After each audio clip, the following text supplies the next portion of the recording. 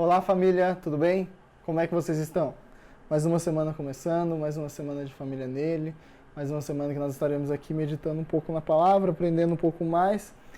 Nós começamos agora, nós estamos na terceira semana em Atos, então nós começamos os estudos no livro de Atos.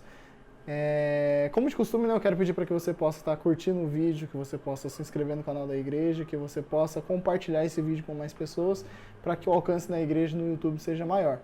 E também, já peço também para que você possa abrir a sua Bíblia já em Atos capítulo 3. Essa semana a gente vai estar estudando o capítulo 3, que é muito bom e é muito interessante. E também um dos textos mais conhecidos que tem da Bíblia, Atos capítulo 3. Então eu convido você também a pegar já um caderno aí de anotações e ir fazendo as suas anotações aí, porque eu tenho certeza que vai ser bênção, tá? Então feche seus olhos e vamos estar orando. Senhor, meu Deus, meu Pai, te agradeço, Pai, por mais esse momento, Deus. Te agradeço porque o Senhor é um Deus sempre bondoso, Pai. O Senhor é um Deus misericordioso, o Senhor é um Deus que nunca nos deixa só. Pai, agora nesse momento de meditação da Tua Palavra, nesse momento, Pai, que nós estaremos estudando a Tua Palavra, Pai, que o Senhor possa se fazer presente conosco, Pai, que nós possamos, Pai, extrair o máximo daquilo que o Senhor já deixou para que a gente possa aprender, para que a gente possa crescer, para que a gente possa ser um melhor cristão a cada dia, Pai. É isso que eu te peço e já te agradeço. Em nome de Jesus, amém. Amém? Então, abre aí a sua Bíblia, Atos capítulo 3, versículo 1. Se você não assistiu ainda, corre lá e assiste os 2 primeiros capítulos que nós já falamos, que nós já estudamos. Atos capítulo 1, Atos capítulo 2. Atos capítulo 1 fala dos últimos contatos que Jesus teve com seus discípulos, e ali as últimas instruções e também a escolha de Matias como o 12º discípulo, o 12º apóstolo. Capítulo 2 já começa a descida do Espírito Santo, ali onde o agir do Espírito começa a fazer ali na igreja. E agora a gente vai no capítulo 3, que é muito bom e é extremamente importante para a gente entender o que está acontecendo aqui. Então, Atos capítulo 3, versículo 1, diz assim: Pedro e João estavam se dirigindo ao templo para a oração das 3 horas da tarde. Estava sendo levado um homem, coxo de nascença, que diariamente era colocado à porta do templo, chamada Formosa, para pedir esmolas aos que entravam. Quando ele viu Pedro e João, que iam entrar no templo, pediu que lhe dessem uma esmola. Pedro, fitando-o juntamente com João, disse: Olhe para nós. Ele os olhava atentamente, esperando receber alguma coisa. Pedro, porém, lhe disse: Não possuo nem prata nem ouro, mas o que eu tenho, isso lhe dou. Em nome de Jesus Cristo, o Nazareno, levante-se e ande. E, pegando na mão direita do homem, ajudou-o a se levantar. Imediatamente os seus pés e tornozelos se firmaram. E, dando um salto, ficou em pé, começou a andar e entrou com eles no templo, pulando e louvando a Deus. Todo o povo viu o homem andando e louvando a Deus, e reconheceram que ele era o mesmo que pedia esmolas, assentado à porta formosa do templo, e ficaram muito admirados e espantados com o que lhes tinha acontecido. Então aqui, essa primeira parte do versículo 1 até o versículo 10, conta do milagre em que Pedro e João eles encontram um homem na porta formosa, lá no templo, onde eles encontram esse homem que era colocado ali na porta do templo para pedir esmolas. Era um homem que era paralítico. Então, aquele homem tinha o costume de estar sempre lá. Então, provavelmente, todos os dias, aqui é dito, né? Que todos os dias, que diariamente era colocado ali no versículo 2, diariamente era colocado a porta do templo chamada Formosa para pedir esmolas aos que entravam. Então todos os dias alguém pegava aquele homem, colocava ali na porta do templo para ficar pedindo esmolas. E ali, Pedro e João, num dos dias, Pedro e João estava se dirigindo ao templo para oração das 3 horas da tarde. No versículo 1 diz isso, que Pedro e João estavam indo ao templo para orar. E aí eles se encontram com esse homem. E esse homem, como de costume, ele estava fazendo o quê? Pedindo esmolas. E aí, nesse ato de pedir esmolas, E Pedro, ele pega e faz algo sensacional ali no versículo 4, fala assim, ó, olhe para nós, olhe para nós.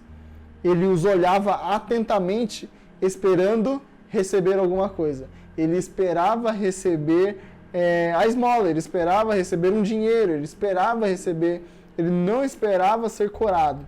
Aí Pedro, ele pega e muda a história, né? Ele fala, não possuo nem prata nem ouro, não tenho dinheiro. Mas o que eu tenho, isso lhe dou. Em nome de Jesus Cristo, o Nazareno, levante-se e ande. E aí aquele homem, ele se enche de esperança. Porque aqui, continuando, no versículo 7 diz, e pegando na mão direita do homem, ajudou a se levantar. Imediatamente os seus pés e tornozelos se firmaram. Então Pedro pegou na mão direita do cara, levantou e ele ficou de pé. E dando um salto, ficou de pé. Então ele deu um pulo ainda. Começou a andar e entrou com eles no templo, pulando e louvando a Deus. Todo o povo viu o homem andando e louvando a Deus. E reconheceram que ele era o mesmo que pedia esmolas. Por que ele fala isso? Por que Lucas, quando está escrevendo, ele fala isso? Porque existia naquela época um costume de se fingir alguns milagres que aconteciam. Aquele homem, por ele, e depois no capítulo 4 vai falar que ele já estava naquela situação havia 38 anos. Então, na próxima semana a gente vai falar sobre isso. Mas esse homem já estava ali há muito, muito tempo. E as pessoas que iam até o templo, elas já conheciam aquele homem. Então, não tinha como eles fingirem lá, assim, colocar alguém que já andava e fingir que estava paralítico para depois se levantar e dizer que foi curado por Deus, que aquele homem que é o homem usado por Deus. Não tinha como, porque as pessoas conheciam. Aqui, ó, no versículo 10 fala, e reconheceram que ele era o mesmo que pedia esmolas. Então, não tinha como dizer que não era aquele homem, era aquele homem. E ali foi o milagre que Pedro e João realizou na entrada da Porta Formosa, lá do templo, onde eles estavam indo para orar, e ali curou aquele homem que havia 38 anos. Foi curado através do poder do Espírito Santo. Versículo 11.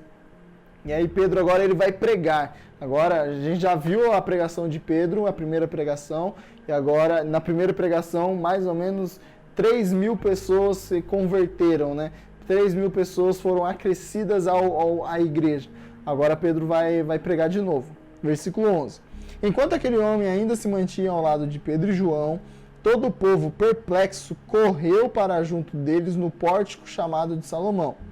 Quando Pedro viu isso, dirigiu-se ao povo dizendo, Israelitas, por que vocês estão admirados com isso? Ou por que estão com os olhos fixos em nós, como se pelo nosso próprio poder ou piedade tivéssemos feito este homem andar?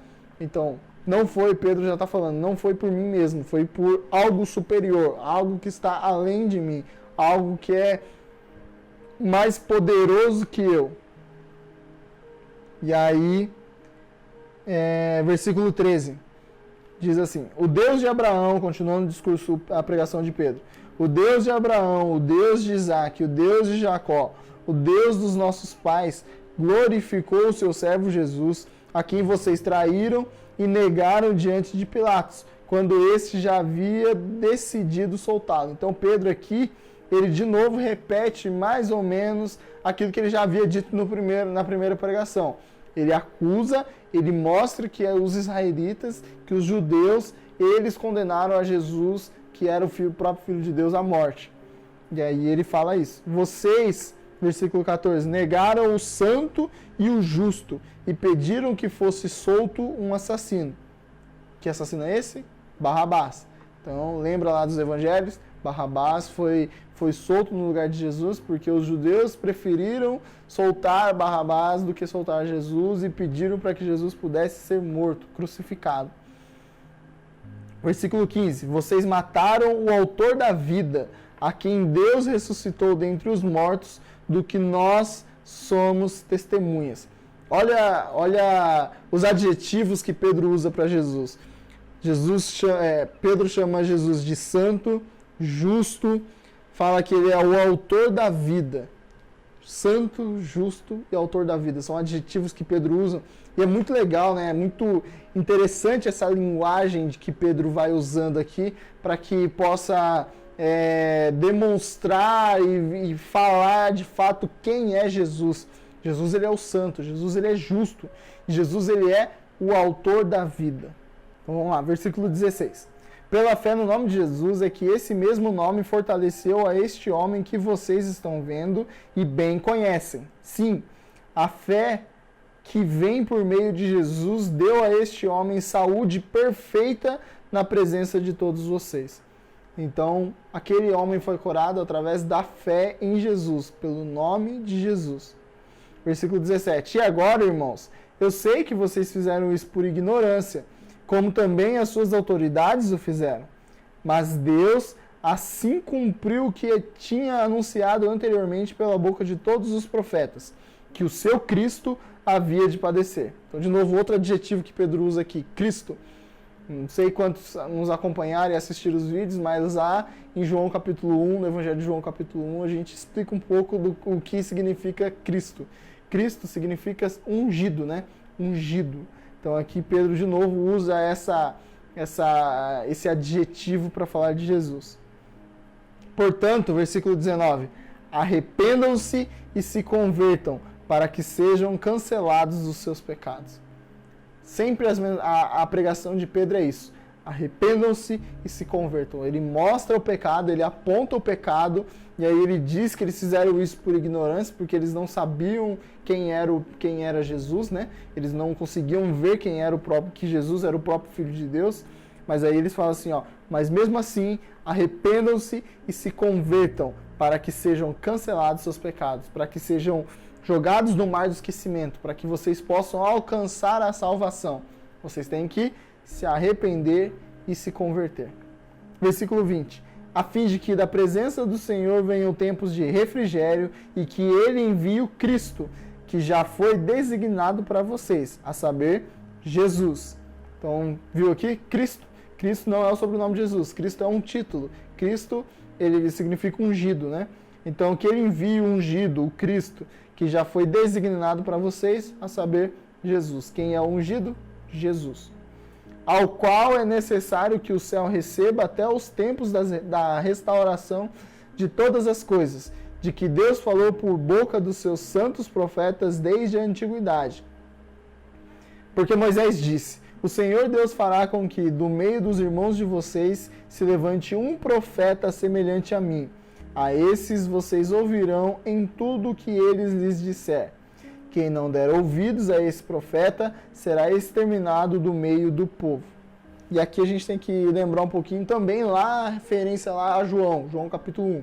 Lá em João capítulo 1, quando Jesus, quando João Batista começa a batizar as pessoas e começa a crescer o número de discípulos, crescer o número de pessoas que estavam acompanhando e seguindo a João Batista, as autoridades, os fariseus, eles pegam os mestres da lei, eles mandam algumas pessoas para fazer uma entrevista com... Isso eu já falei no vídeo lá de João, vou falar de novo aqui. E eles para fazer uma entrevista com João Batista. Isso era comum naquela época, porque naquela época se existiam muitos Messias, né? Se existiam muitos Jesus ali. Então, e mais para frente a gente vai ver isso, essa citação. Mas várias pessoas se levantavam dizendo que era o Messias, que era aquele que era o prometido, que era o ungido do Senhor. E aí eles mandavam para fazer essa entrevista e faziam 3 perguntas. Você é o Cristo? Você é o ungido? Você é o profeta? E aí eles faziam essas 3 perguntas. Esse profeta é esse texto, é esse profeta aqui que fala no versículo 22, que Moisés já havia dito isso há muito tempo atrás, versículo 22. O Senhor Deus fará com que do meio dos irmãos de vocês se levante um profeta semelhante a mim. Esse profeta, ele é semelhante a Moisés. Então era um profeta, não era um profeta comum, era um profeta muito grande. Porque Moisés foi algo muito grande, né? Moisés libertou o povo hebreu do Egito. Então tinha que ser um profeta muito grande assim. A esses vocês ouvirão em tudo que eles lhes disserem. Então eles faziam essas 3 perguntas. Você é o Cristo? Você é o Messias? Você é o profeta que Moisés havia dito? E aí, para João falou, não sou ninguém, não sou nenhum desses 3 não. Mas Jesus, ele era o Cristo, Jesus, ele é, né? O Cristo, o Messias, e Jesus, ele é o profeta. Jesus, ele consegue encarnar nessas três pessoas, né? Versículo 23. Quem não der ouvidos a esse profeta será exterminado no meio do povo. Versículo 24. E todos os profetas, a começar com Samuel, assim como todos os que falaram depois dele, também anunciaram estes dias. Vocês são os filhos dos profetas e da aliança que Deus estabeleceu com os pais de vocês, dizendo a Abraão: na sua descendência serão abençoadas todas as nações da terra. Tendo Deus ressuscitado seu servo, servo com letra maiúscula, servo, então quem ele está falando? De Jesus. Tendo Deus ressuscitado o seu servo, enviou-o primeiramente a vocês, para abençoá-los, no sentido de que cada um abandone as suas maldades. E aqui encerra a primeira parte do discurso de Pedro. Semana que vem a gente vai continuar esse discurso e vai ver no que vai acontecer, o que vai dar esse discurso de Pedro. Mas aqui ele encerra desse jeito, falando aqui no versículo 25, a parte B, que fala, dizendo a Abraão: na sua descendência serão abençoadas todas as nações da terra. Tendo Deus ressuscitado seu servo, enviou primeiramente a vocês para abençoá-los, no sentido de que cada um abandone as suas maldades. Então Jesus, ele é na sua descendência, né, na descendência de Abraão, Jesus é aquele que abençoa todas as nações da terra. Como que Jesus abençoa todas as nações da terra? Morrendo em nosso lugar, por perdão dos nossos pecados. Assim, Jesus, ele é não só mais dos judeus, não só mais dos hebreus, mas agora é para todo aquele que nele crê. Agora é para a graça foi derramada sobre todos, né? E em Atos capítulo 2, o discurso de Pedro fala um pouco sobre isso. Lá em Joel, que o Espírito de Deus seria derramado sobre toda a carne, e os seus filhos profetizarão, e está tudo lá no capítulo 2. Jesus é isso. Jesus é aquele que abençoa todas as terras. Por quê? Porque ele morreu por mim, por você, por perdão de pecados. E é por isso que nós somos abençoados. Nós somos abençoados porque Jesus morreu em nosso lugar. E hoje nós temos a oportunidade de estarmos aqui falando e lendo da palavra de Deus. E a nossa esperança é Jesus. A nossa esperança é a sua vinda. O Rei dos Reis, ele vem nos buscar. Então, que você tenha isso no seu coração. Que a sua esperança seja Jesus. Esse Jesus aqui que morreu e que ressuscitou e que ele nos abençoa através da sua morte e da sua ressurreição. Amém? Que Deus te abençoe em nome de Jesus.